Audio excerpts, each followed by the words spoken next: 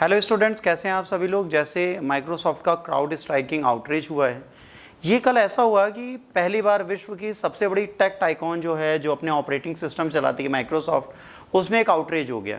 Airports विश्व के कई कंट्रीज़ के बंद हो गए, कई लोगों के स्टॉक मार्केट बंद हो गए, कई बैंकिंग सर्विसेज ठप हो गई। इवन आज भी आप देखेंगे कई सर्वर आ जा रहे हैं, कई बार यूपीआई पेमेंट, आरटीजीएस, नेफ्ट सब फंस रहा है। फ्लाइट्स की डिटेल्स नहीं मिल रही, तो सबको मैनुअल पे आना पड़ा, सर्वर के थ्रू काम नहीं हो रहा, ठीक है, मैनुअल आपको टिकटिंग करनी पड़ रही है। वर्ल्ड वाइड ये इश्यूज आ गए। क्यों आ गए? क्योंकि माइक्रोसॉफ्ट के साथ कोई दिक्कत हुई और माइक्रोसॉफ्ट उस चीज़ को एक्सेप्ट करता, तब उन्हें जब तक पता चला तब तक पूरी दुनिया में बहुत बुरी हालत बिगड़ चुकी थी। और जो स्क्रीन थी वो रिकवरी लिख के आ रही थी, देखिए ऐसा कुछ लिख के आ रहा था, और इसको वर्ल्ड को दिया गया है ब्लू स्क्रीन ऑफ डेथ, इसको BSOD बोला गया। वर्ल्ड में पहली बार ऐसा हुआ है कि माइक्रोसॉफ्ट जैसी बड़ी टाइकॉन कंपनी के साथ ऐसा हुआ कि ये सारी चीज़ें सामने आई और ये कंपनी पूरी तरह ठप हो गई। अर्ली आवर्स की बात करेंगे, जुलाई 19 को माइक्रोसॉफ्ट के एज्योर क्लाउड सर्विस ने बहुत ज़्यादा आउटरीच फेस किया। सेंट्रल यूएस एरिया में ये चला कुछ घंटों तक, उसके बाद पूरे वर्ल्ड में फैल गया, जिससे एयर ट्रैफिक, ठीक है, airports operation, broker services, stock exchange सब कुछ रुक गया। आप समझिए चीज़ स्टार्ट हुई यूएसए से और पूरे वर्ल्ड में बुरी तरह फैल गई। इसके बाद माइक्रोसॉफ्ट वाइल एक्नॉलेजिंग, जब तक ये एक्नॉलेज करते कि भाई ये क्यों हो रहा है, तब तक पूरी दुनिया में जा चुका था। फिर इन्होंने कहा इसका इम्पैक्ट जो था 4 बजे तक अर्ली मॉर्निंग रहा है, इंडियन स्टैंडर्ड में 9:39 AM तक ये चीज़ रही, जब तक ये स्टेटस आने लगा हमारे पास। इस ग्लिन से क्या हुआ, सॉफ्टवेयर अपडेट था एक क्लाउड स्ट्राइक के नाम से, इसके चक्कर में इन्होंने कहा कि हमारे जो वेब सर्विसेज थी वो बंद हुई थी। ये एक बहुत बड़ी प्रॉब्लमेटिक इश्यूज थे।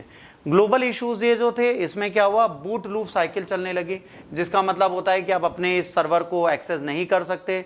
आप ब्लू स्क्रीन ऑफ डेथ जो है ये चलने लगा, स्टॉप एरर लिख के आने लगा, कई जगह प्रॉब्लम चली, रैम प्रॉपर वर्क नहीं कर रही थी, हार्डवेयर सिस्टम इसको एक्सेप्ट नहीं कर रहा था। ये सारी चीज़ें कहाँ हो रही थी, जहाँ पर आप लाइव अपडेट वेब सर्विस का माइक्रोसॉफ्ट के सर्वर पे देते हैं। जहां माइक्रोसॉफ्ट के सर्वर पर नहीं जा रहा, वहां पर चीजें सक्सेसफुली चल रही थी। अभी आउटरीच जब चला तो ट्रेडर्स इन्वेस्टर इंडिया के, उन्होंने बहुत ज्यादा ट्रांजैक्शन में प्रॉब्लम आई, एयरपोर्ट एयरलाइन को मैनुअल प्रोसेस में आने लगा, हैंड रिटन बोर्डिंग पासेस देने पड़े। सोचिए, हाथ से लिखकर बोर्डिंग पास दिया गया कि आप इस फ्लाइट नंबर से जाएंगे। हैंड रिटन बोर्डिंग पास हमारी कंट्री में शायद ही 25 साल में पहली बार आए होंगे, ठीक है। और उसके बाद down detector record, outreach report world की, ये सारी चीज़ें आने लगी। चेन्नई, बेंगलोर, दिल्ली और मुंबई जैसे जो प्लेटफॉर्म है जो ऑनलाइन सबसे ज़्यादा चलते हैं, वहाँ पर सर्वर को सबसे ज़्यादा दिक्कतों का सामना करना पड़ा। अभी आउटरीच क्यों आई, इसके बारे में साइबर सिक्योरिटी की ब्रीच थी, कई सारी चीज़ें चली, वर्ल्ड स्ट्रगल कर रहा था इस चीज़ के लिए। ये माइक्रोसॉफ्ट की कहीं ना कहीं गलती मानी जाएगी। अब जो बात ही आती है, अगर माइक्रोसॉफ्ट के सर्वर कल को खराब हो जाए, माइक्रोसॉफ्ट का जो वेब सर्वर सर्विसेज है वो पूरी तरह ठप हो जाए, अर्थक्वेक आ जाए, कुछ ऐसी सिचुएशन बन जाए, कोई बम गिरा दे, तो क्या पूरी दुनिया काम नहीं करेगी? इसका क्वेश्चन का आंसर सबसे अच्छे तरीके से दिया 2 कंट्रीज ने। पहले उससे पहले हम समझ लेते हैं कि हमारे पास माइक्रोसॉफ्ट को छोड़ के और कौन से ऑपरेटिंग सिस्टम है। क्रोम का एक ऑपरेटिंग सिस्टम आया है जो गूगल वालों का है, आज बहुत कम लोग यूज करते हैं पर इसे कर सकते हैं। हैकाऊ एक है, एक लाइनेक्स है, लाइनेक्स बहुत ज्यादा यूज होता है आज की डेट में। टेम्पल OS है, एंड्रॉइड का ऑपरेटिंग सिस्टम है। एप्पल का मैक OS है। इसके बाद स्लेबल डेस्कटॉप है, फ्री डॉस है, एयर डॉस है, iOS है। iOS और मैक OS ये दोनों उसके एप्पल के ब्रांड हैं। इसके बाद सिम्बियन है, रिएक्ट OS है, QNX है, माइक्रोसॉफ्ट विंडोज है जो वर्ल्ड वाइड सबसे ज्यादा यूज होता है, हाईएस्ट नंबर पे यूज है। फिर ऑपरेटिंग सिस्टम 2 है, बट इसमें से कोई भी इंडिजिनस नहीं है। आप सबसे बड़ी बात समझिए, इंडिया का खुद का कोई OS नहीं है। जो लाइनेक्स के साथ टाइप करके अपना एक ला रहे हैं वो एक अलग चीज है, बट अभी इनका खुद का कोई सॉफ्टवेयर नहीं था, जो एक बहुत बड़ी प्रॉब्लम हमारे लिए क्रिएट करता था। अब जब स्क्रीन खोली तो कुछ ऐसे लिख के आ रहा था, जितने भी लैपटॉप स्क्रीन थी वर्ल्ड वाइड जो खोली जा रही थी, उसमें यहाँ सर्वर एरर आ रही थी, और सर्वर एरर एक बहुत बड़ी एरर के रूप में सामने आ रही थी। ये चीजें हमारे लिए बहुत ज्यादा खतरनाक थी।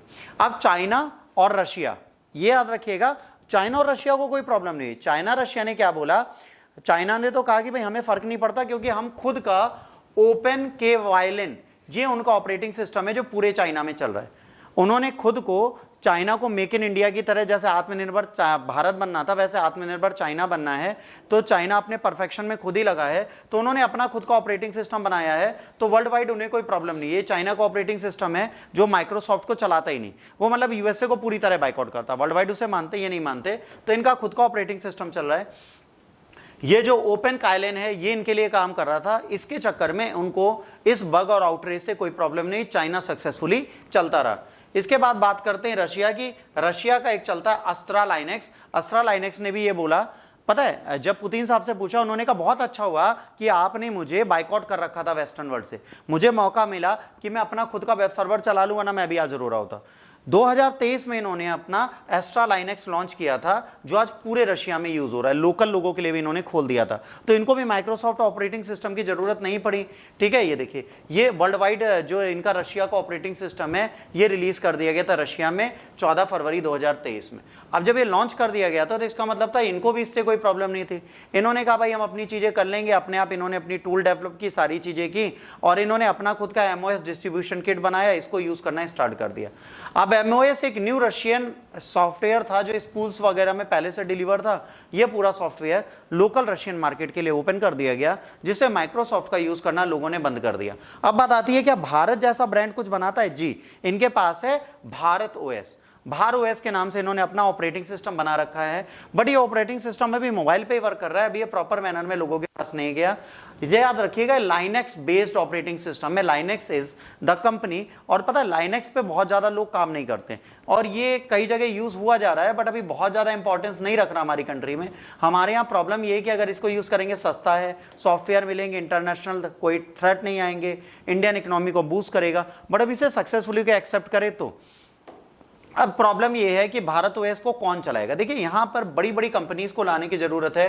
कुछ बड़ी कंपनीज अगर हमारे सामने आती हैं, वो इन चीज़ों को एक्सेप्ट करती हैं, जैसे रिलायंस आ जाए, जैसे आप जियो बोलते हैं, या कोई सत्यम ग्रुप आ जाए, या इन्फोसिस आ जाए, या टाटा आ जाए, ऐसी कोई कंपनीज अगर आती हैं तो वो हमारे लिए प्रॉपर मैनर में काम कर सकती हैं। अगर साइबर सिक्योरिटी की बात करेंगे तो माइक्रोसॉफ्ट ऑपरेटिंग सिस्टम की जगह, याद रखिए कि वर्ड बहुत पूछा जाएगा, ऑपरेटिंग सिस्टम माया है जो डेवलप किया जा रहा है, जो डिफेंस वाले लोग यूज करेंगे। ये है माया ओएस, जो इंडियन डिफेंस के लिए यूज किया जाएगा। तो इंडियन डिफेंस के लिए माया चीज को हम यूज कर रहे हैं। माया ओएस जो है ये इंटरमीडिएटरी है, कंप्यूटर यूजर्स और जो आर्मी है वो इन्हीं को यूज करेगी, जाकि इनके पास कोई इंटरनेशनल थ्रेट्स ना आए।